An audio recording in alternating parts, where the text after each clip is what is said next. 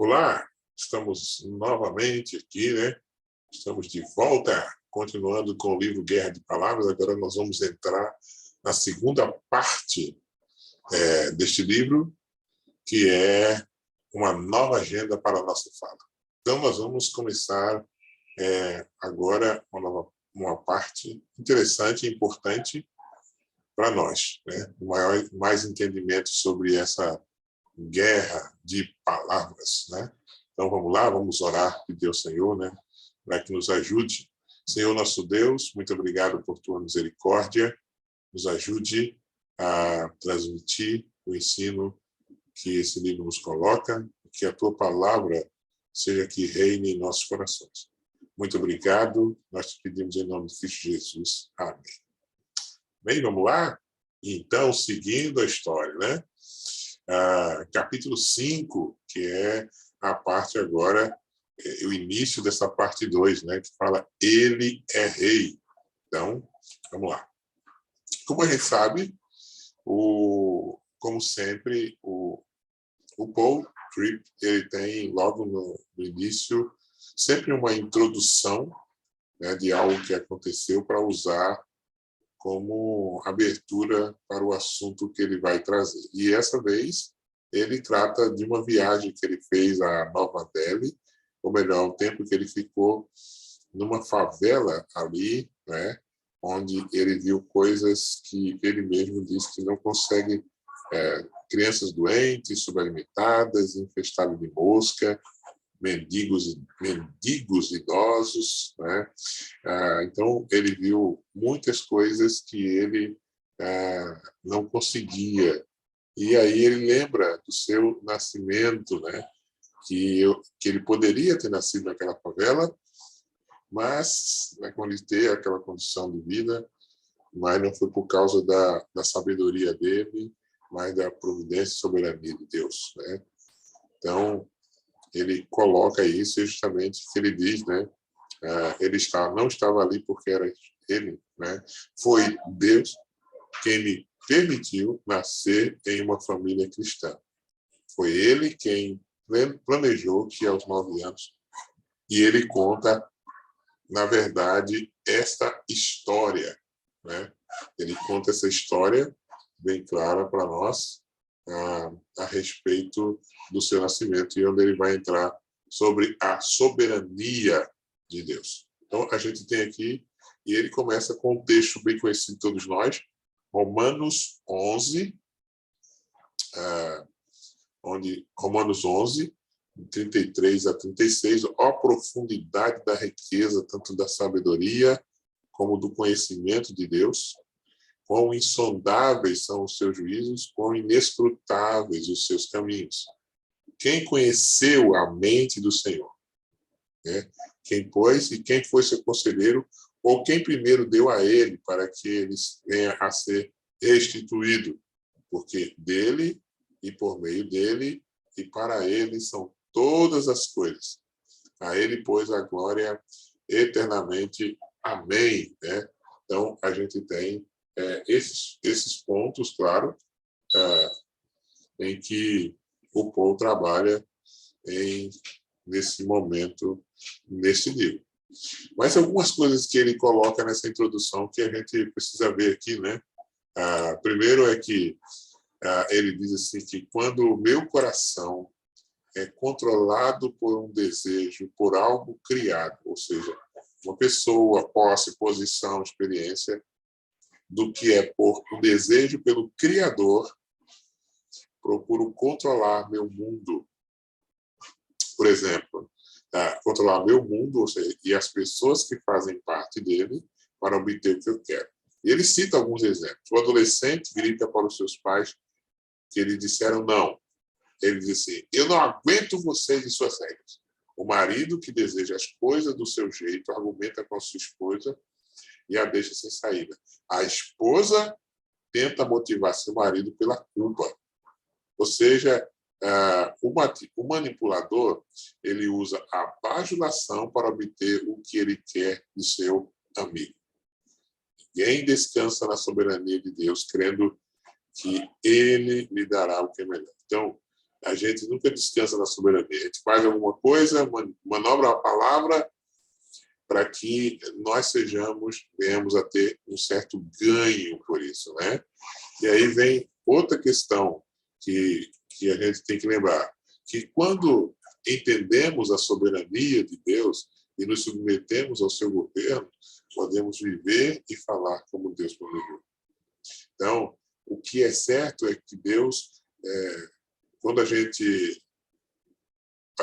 o oposto, como eu disse, este é o completo oposto de viver e falar de acordo com o nosso plano, para o nosso controle e para a nossa glória. Tal interesse próprio, diz ele, é que trouxe tantos problemas à nossa fala. Então, a guerra de palavras é, no fundo, uma guerra de soberania, onde você quer estar ali, né? Como ele diz assim, quando fantasio vou a mundos criados por mim, nos quais governo como soberano absoluto. Cada pessoa obedece ao meu comando. Cada situação se desenrola conforme minha vontade. Na minha mente, sou Deus e governo sem desafios. Tal mundo existe para o meu prazer e opera exatamente como o meu desejo. A fantasia pode ser uma maneira pela qual satisfazemos o desejo do coração de sermos senhores sobre nossas circunstâncias, porque nós queremos ser senhores de nossas circunstâncias e de nosso relacionamento. Nós queremos soberania. E essa batalha também se revela na comunicação. Não é somente, muitas vezes, como a gente pensa, que é somente em determinada circunstância, nas atitudes, mas também se revela principalmente nas nossas falas. Então, essa agenda nova é a agenda de Deus. Por essa razão, o que a Bíblia ensina sobre soberania de Deus? Isso é muito interessante, a gente entender o que é soberania de Deus.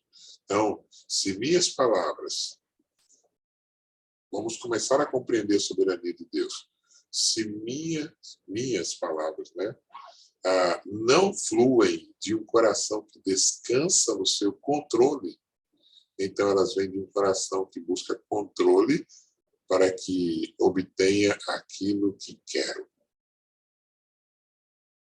Né? Para que eu obtenha aquilo que eu quero, na verdade.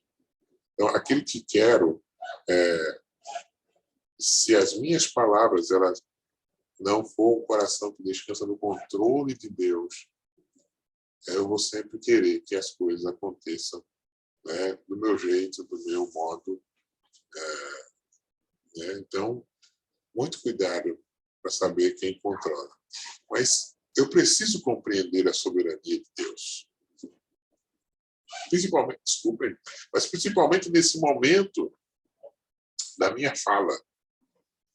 Né? Principalmente nesse momento em que eu quero ser o soberano, eu quero que você me ouça e faça do jeito que eu estou te dizendo. Se você não fizer, quando você não faz, né, nós criamos, aí vem a ira e aquelas coisas todas, porque as coisas não estão saindo do jeito que eu quero. E a mim, e não descansa no controle de Deus, na vontade de Deus, na verdade. Né? Então, vamos lá. Quando a Bíblia fala de soberania de Deus, ela quer dizer o seguinte. Primeiro, qual é a primeira coisa? O seu governo é o seu governo incontestável do universo. Deus é Senhor dos senhores e o Rei dos reis. Ele não tem par, ele não é apenas o Senhor sobre cada governante da terra, mas ele é também Senhor dos céus. O universo inteiro funciona de acordo com a sua vontade. Ninguém ensinou a Deus, ninguém lhe dá conselho, ninguém legitimamente pode questioná-lo, ninguém pode resistir à sua vontade. Ele se assenta no trono do universo e ele sozinho governa. Né? Então, como disse Nabucodonosor no capítulo 4 de Daniel, está aí no seu livro, Eu bendize o Altíssimo e louvei e glorifiquei ao que vive para sempre, cujo domínio é sempre eterno, e cujo reino é de geração em geração. Todos os moradores da terra são por ele reputados em nada, e segundo a sua vontade ele opera com o exército do céu e os moradores da terra. Não há quem lhe possa deter a mão, nem lhe dizer, que fazes? Então, o que isso tem a ver com a minha comunicação? Primeiro, que isso significa que eu nunca estarei em uma situação, localização ou relacionamento no qual Deus não seja governado. Os momentos da vida são dele e não devo reivindicá-los como meus. Os momentos, meu trabalho não é obter o que me agrada, nem estabelecer poder ou buscar controle. Meu trabalho é me submeter ao governo de Deus e fazer a sua vontade. Porque se esse é um Deus soberano, um Deus que ninguém pode resistir à sua vontade, um Deus que governa o universo, um Deus que controla tudo, eu devo me submeter. Então, esse é o primeiro ponto que você deve lembrar. Segundo, Deus governa sobre todas as coisas para a igreja. O governo de Deus, ela tem uma direção e um propósito. E isso e esse propósito é benefício redentor do seu povo. Né? Então, ele criou tudo que ele existe, ele tem governado cada momento da história humana, ele soprou a vida e fez o homem à sua imagem, ele levantou governante, tudo isso ele fez para gerar um povo exclusivo para si. 1 Pedro 2,9 diz assim, um povo que foi chamado das trevas para a sua maravilhosa luz, eternamente para a sua glória. Ele governa por amor desse povo por nós. Ele controla o universo de modo que o seu propósito redentor por nós e suas promessas redentoras para nós sejam cumpridas. Então, Deus faz isso para nos garantir. Agora, quando você lê Efésios, capítulo 1, 20 a 23, quando ele diz assim que Deus excitou dentre os mortos Jesus Cristo para sentar à direita, nos lugares celestiais, né? E acima de todo principado, potestade, e poder e domínio, todo nome que se possa referir, não só no presente século, mas no vindouro, e pôs todas as coisas debaixo dos seus pés para ser o cabeça sobre todas as coisas, o deu à igreja. É o seu corpo, a sua plenitude. Agora imagina, pensa bem, quantas reclamações sobre nossas circunstâncias estão presentes em nossa comunicação. Nossas contas, vizinho agressivo, trabalho difícil, criança rebelde, marido distante, esposa ingrata, líderes de igreja ineficazes, cortador de grama com defeito, carro quebrado, imposto pesado, mensalidade escolar. Quanto de nossa fala expressa irritação com aqueles que atravessam em nosso caminho? Membros da família que tiram nossa paz, né? Membro da família que atrapalha uma saída à noite, a pessoa que se recusa a dar o respeito e admiração que penso merecer, a pessoa que obstrui minha promoção no trabalho, a filha ou filho que está no banheiro quando preciso sair, a esposa que nunca faz minha comida favorita ou me agradece quando lhe dou dinheiro para as compras, o adolescente que nunca parece feliz e contente, né? O pastor que nunca me pede para fazer algo significativo na igreja. E assim vai, e assim vai. A gente reclama de circunstâncias da nossa vida. E outras vezes, outros tantos da nossa fala que refletem inveja de outros que parecem ter uma vida mais fácil do que a nossa. O vizinho não cristão que usou sua bonificação para aumentar sua casa. O amigo cristão que parece objeto particular da bênção de Deus. A amiga cujo filho acabou de ganhar uma bolsa completa para uma das melhores faculdades do país. O irmão em Cristo que tem há anos de estabilidade de garantir seu emprego administrativo. O amigo, a amiga e tal, e assim, né? E o amigo descrente que nunca teve problema com suas contas, parece ter filhos incríveis. O operário que acabou de ganhar na loteria, Quantas vezes? Muito do nosso louvor que fazemos ao nosso Deus são determinados aos momentos em que for bom. Muitos dos nossos louvores são limitados aos momentos em que nós determinamos que o que ele fez foi bom. Isso foi bom, nós louvamos. For ruim para mim, eu reclamo. Todo momento.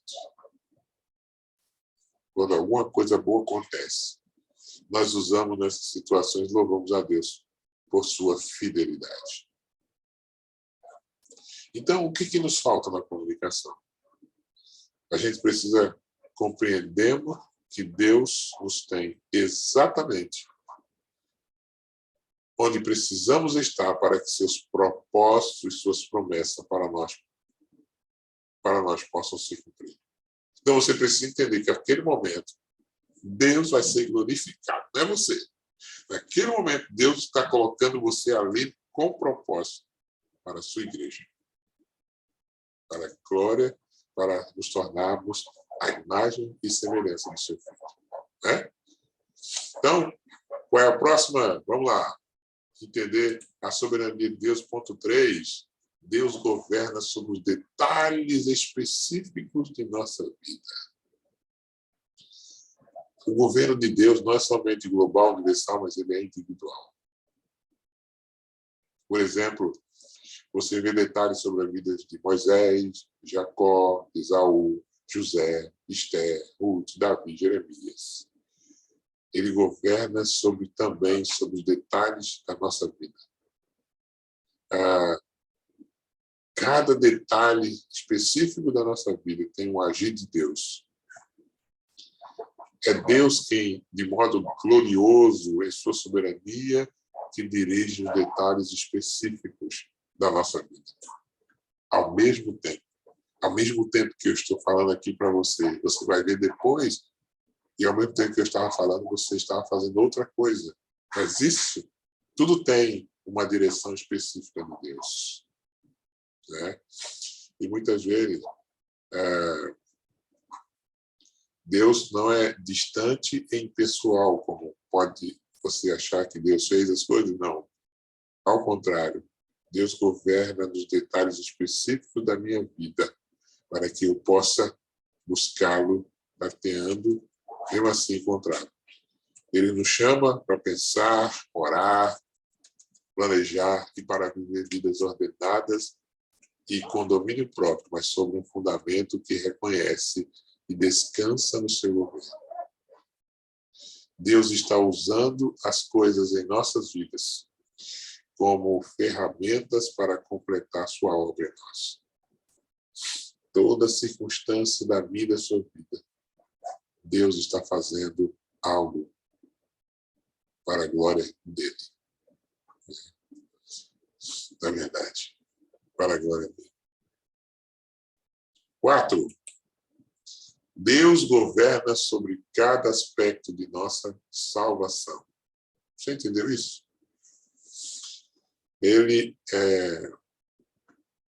Esse tem sido o aspecto, como diz aqui o Paul, mais controverso do governo de Deus na igreja. Contudo, ele é claramente proclamado nas Escrituras e é a base para a segurança de cada crente. A adoração verdadeira começa quando compreendemos a graça soberana de Deus. Nossa salvação existe na rocha de sua vontade. Mesmo o primeiro fôlego de nossa fé já foi determinado por ele, antes da fundação do mundo. Mas qual é o propósito de Deus na nossa salvação? Qual é o propósito? Primeiramente, a graça de Deus solapa todo orgulho humano e todo pensamento de autossuficiência ao reconhecimento de nossa dependência completa dele. Se há qualquer vida espiritual, fé, bondade, amor, esperança, graça, caráter, sabedoria, o fruto que honra Deus em nossas vidas, é por causa da graça de Deus. Nós somos o que somos por causa dele. Não somos assim porque foi coisas Não foi a quantidade de conhecimento que você tem, mas é graça de Deus. O segundo propósito de Deus na sua soberania e na salvação, o objetivo é que a satisfação que teríamos de outro modo em nós mesmos seja substituída pelo louvor a Ele. Aquele que se gloria, glorie-se no Senhor, diz Paulo em 1 Coríntios 1, 31. E Efésios, capítulo 1, repete uma frase muitas vezes. Para o louvor da sua gloriosa graça. Isso é o que Deus tem em mente. Então, essa é a linha principal da comunicação bíblica. O objetivo primário e mais alto de toda a nossa fala. Que nossas palavras reflitam uma atitude de adoração. Que reconheça a nossa completa dependência de Deus quanto à salvação. Ele nos escolheu para ser seus filhos. Nos chamou para si mesmo. Soprou a vida em nós para que pudéssemos ser e ver e crer na verdade. Nos justificou, nos adotou em sua família. E trabalha diariamente para nos santificar. Nós precisamos entender, como diz muitas vezes, que as nossas palavras, elas sempre expressam adoração, mas nem sempre a Deus. Né? Tem uma frase aqui, né, que você pode ver isso na esposa. Não me diga quanto Deus me ama, quero um marido que me ame. Nós ouvimos isso com um adolescente que diz, eu odeio viver aqui. Nunca posso fazer o que quero. É até mesmo evidente nas criancinhas que têm um acesso de raiva na loja de brinquedo, porque a mãe se recusou a comprar uma bola para ela. O pastor diz, por que tento ministrar essas pessoas? Tudo que recebo são críticas. O empregado que diz, tudo o que quero do meu trabalho é um aumento e um pouco de crédito. Então, todas essas palavras são motivadas em adoração e serviço à criação, e não adoração ao Criador, na verdade. Por isso que Deus deseja redirecionar o nosso foco. Ok? Vamos ao quinto. O quinto é Deus governa sobre as circunstâncias para a nossa santificação. Deus está trabalhando em cada situação para nos conformar à imagem do seu Filho. Romanos 8, 28 e 29, Tiago 2, 4, 1 Pedro, capítulo 1, 19. Então, Deus, em todas vezes, Deus está trabalhando para completar a obra da salvação, que ele começou antes que a terra fosse formada. Interessante. Você foi escolhido antes da fundação do mundo, mas mesmo assim não estava salvo. Né? Não me entenda mal. Você foi escolhido, eleito por Deus, mas Deus precisava completar essa obra. E essa obra está sendo completada com você vivo. Você já está, mas ainda não. Como nós sabemos na nossa teologia. Deus está trabalhando. Deus está fazendo. E é interessante porque o próprio Tiago nos diz que devemos acolher as provações com alegria, porque Deus as está usando para nos completar. Pedro diz que devemos considerar as provações com o meio do qual alcançamos o alvo da nossa fé, a salvação de nossas almas. A circunstância, né, na nossa vida, nós não deveríamos fazer reclamações. Quando reclamamos sobre os problemas e pressões em nossas vidas, estamos simplesmente ou essencialmente resmungando diante de Deus. Nós estamos reclamando como escolhidos pelo seu amor e graça, que ele está nos colocando numa situação projetada, em situações projetadas para nos tornar seu povo santo. Né? Por trás de cada circunstância, há um Deus de amor que está trabalhando implacavelmente para nos tornar santos. Então, deveria brotar no nosso coração um louvor e adoração. Deveria ser legítimo em todas as circunstâncias. Mas não é sempre assim. Sempre estamos reclamando, na verdade.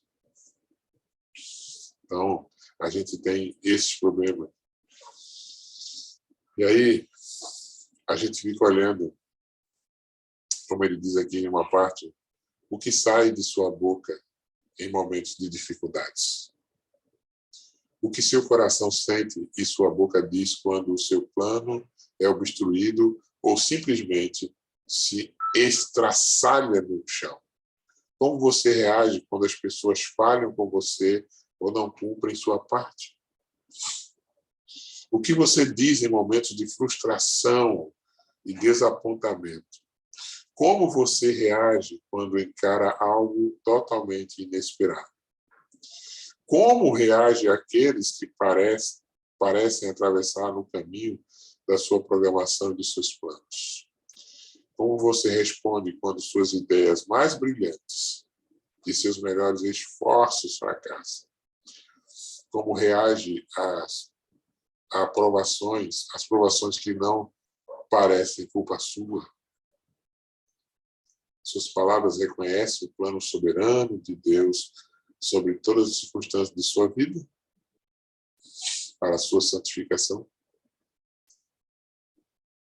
As provações, meus irmãos, todos nós, são o resultado do amor que vem de sua aliança. Nós experimentamos dificuldades, precisamente porque somos filhos do seu amor. Então, Deus não irá nos negligenciar para que possamos experimentar a vida fácil que queremos. De maneira nenhuma. Nós vamos sempre chegar e saber que nós vamos enfrentar em determinadas circunstâncias. Deus está trabalhando para que nós sejamos um povo aprovado. Que você seja alguém aprovado por Deus. Na verdade. Ok? Então, a gente tem essas questões, né? Muitas vezes, as nossas provações, quantas vezes nós amaldiçoamos nossa situação e culpamos, né? Maldito aquele dia, ou maldito fulano. Então, você deve lembrar e recordar que o seu controle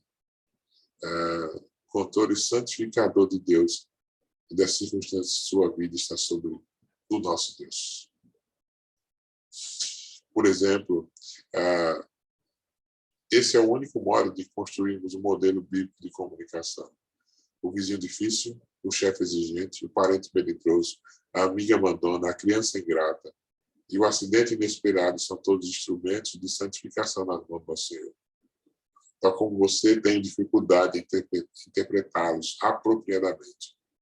Eu tenho a tendência de vê-los como sinais de que Deus esqueceu de mim, em vez de considerá-los indicações certeiras de que Ele está perto, controlando cuidadosamente a circunstância para o meu bem. Por isso fica atormentado e reclama em vez de descansar e adorar. Adore o Senhor, seja qual for a circunstância. Ele está te conduzindo ao lugar de glória, não dessa vida, não aqui, mas junto ao trono da graça. Ok? Mais um, sexto. Deus governa sobre os relacionamentos da minha santificação. Esse é bom. Né? Porque as pessoas em minha vida não estão aqui por acidente. É bom lembrar. Grave bem essa frase. As pessoas na sua vida, na minha vida, não estão aí por acidente. Imagina aquela pessoa aí, você pode imaginar assim, para que eu fui, aquela pessoa que trabalha comigo, aquele irmão ou aquela irmã não está ali, não é acidente.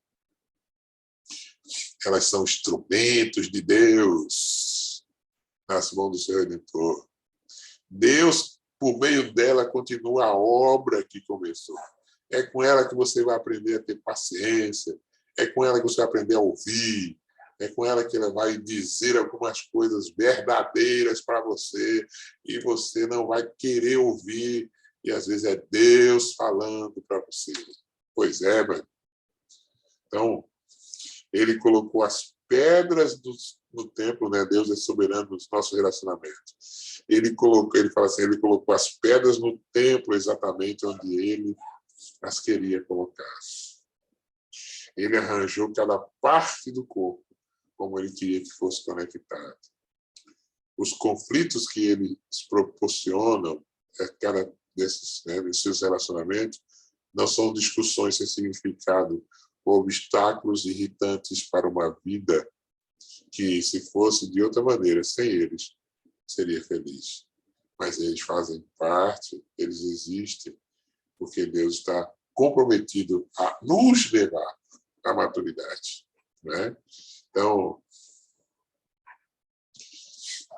nós precisamos lembrar quantas vezes a gente não queria ouvir certas coisas e o irmão disse, e a gente achou, nunca paramos para pensar que foi Deus que disse. Né? Talvez tenha um irmão ou uma irmã que tenha dito algo para você e você não tenha gostado, talvez tenha sido Deus que tenha dito para você. Algo que ela tenha discordado, que não saiu da sua maneira, talvez tenha sido Deus que colocou ela ali para justamente tratar você, né? Conduzir você de uma maneira que seja para a sua santificação. Né? Então, ele conta, nesse ponto aqui, ele conta uma história, né, do seu ministério. Muito interessante, se você tiver o livro, pode ver. Mas, quantas vezes nós nos esquecemos, como falando sobre as pessoas em nossas vidas, quantas vezes tratamos as pessoas como irritantes e como obstáculos? Com quanta frequência as atacamos raivosamente porque elas ficam no caminho de nossos planos ou de nossa felicidade momentânea? Quantas vezes reclamamos sobre as ações e ações e palavras daquelas pessoas? Quanto lamentamos o fato de que nossas vidas são afetadas pelas escolhas de outros? Aceitar a soberania de Deus sobre nosso relacionamento irá alterar nossas palavras sobre as pessoas que Ele colocou em nossas vidas. Você não está na minha vida, eu estou na sua, se não for propósito de Deus. Ninguém entra na sua vida ou faz parte dela, seja qual for o ambiente, se Deus não quer trabalhar com você por meio daquela vida. Se você olhar isso, você vai ter menos irado, você vai ficar menos insatisfeito, você vai ser menos reclamante. Você sabe que Deus está cuidando de você e fazendo da sua vida uma vida agradável a Ele. Para encerrarmos, claro, Deus governa sobre todas as coisas para a sua glória. Aê! Isso mesmo. Ele faz o que faz, que é para a sua glória. Deus não está fazendo nada para você ser exaltado, engrandecido, né? Ser famoso. Deus faz tudo para a sua glória. O homem que busca a glória do homem.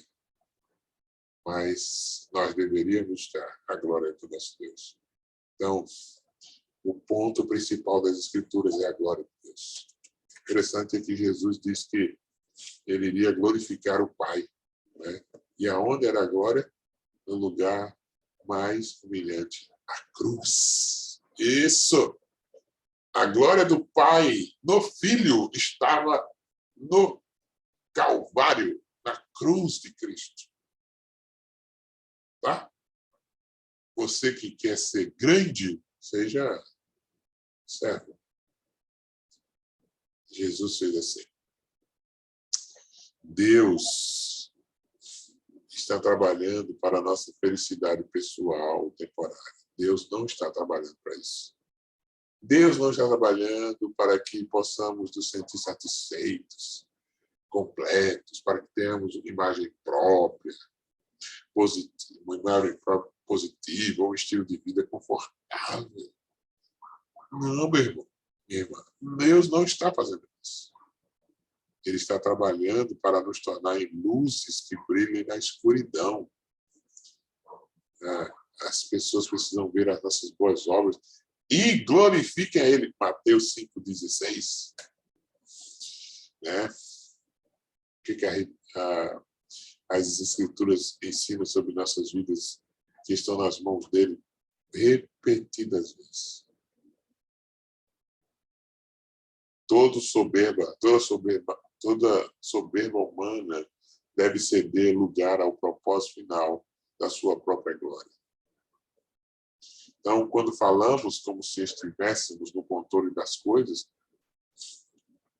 ou devêssemos estar, quando tomamos a glória para nós mesmos, quando reclamamos das coisas que Deus colocou em nosso prato, em tudo isso estamos rejeitando o seu propósito final para nós. Que sejamos pessoas que vivem, falam para a sua glória. E aí precisamos lembrar o que Tiago disse. De uma só boca procede bênção e maldição. Mas, meus irmãos, não é conveniente que essas coisas sejam assim. Cada palavra que falamos precisa atingir um duplo padrão. Primeiro, todas as palavras devem trazer a Deus a glória que Ele merece. Segundo, nossas palavras devem trazer transformação redentora às vidas das pessoas que Deus colocou ao nosso redor. Isto é uma alta vocação para todas as nossas palavras. Então, nós precisamos entender. Né?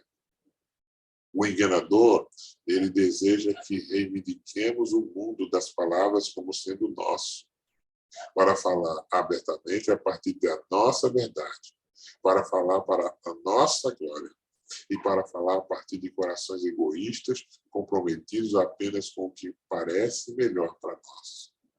Continuou Paulo. Repito, pois que a guerra de palavras é, na verdade, uma guerra por soberania.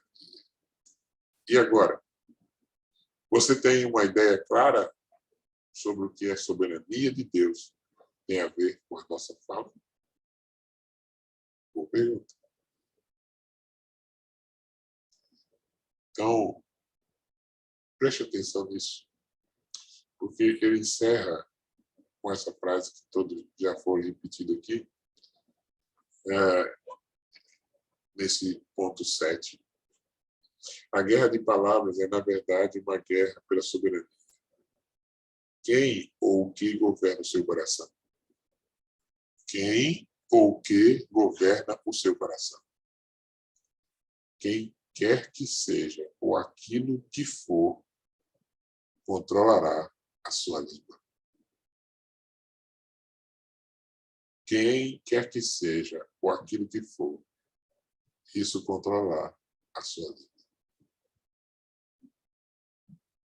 Que nós possamos pensar, na verdade, o que é nos colocado aqui para nós, o que é apresentado aqui para nós, na nossa vida, né? E que a gente possa, e aí, como eu disse, ele sempre coloca tornando pessoal a batalha pelo controle. Como a sua comunicação revela frustração com pessoas e circunstâncias. Você dirá, não fala mais, vou sair da igreja, vou sair do grupo. De que modo a sua comunicação é uma tentativa de controlar a situação? Como você tipicamente reage quando seus planos são frustrados? Como você reage quando Deus envia sofrimento ou desapontamento na sua direção? Você encoraja aqueles ao seu redor a descansar no cuidado soberano de Deus? Você salienta as evidências da sua mão demorosa? Como? Você procura falar de um modo que encoraja a obra que Deus está fazendo nos outros? As suas palavras revelam que você está descansando sob o controle de Deus, ou que você está lutando contra esse controle. Então, Pensa nessas frases aí para a sua vida. Pensa no que Deus pode falar para você. Eu espero que Deus possa ricamente abençoar você nesse pequeno momento que nós estivemos aqui compartilhando um pouco desse capítulo. Então, quem governa o seu coração, governa a sua vida. Quem governa você, governa todo o seu ser. Fique na paz do Senhor, e que Deus, ricamente, é o que eu peço e busco em você, para nós, que Deus nos abençoe, nos guarde. Fique na paz e até a próxima, se Deus assim permitir.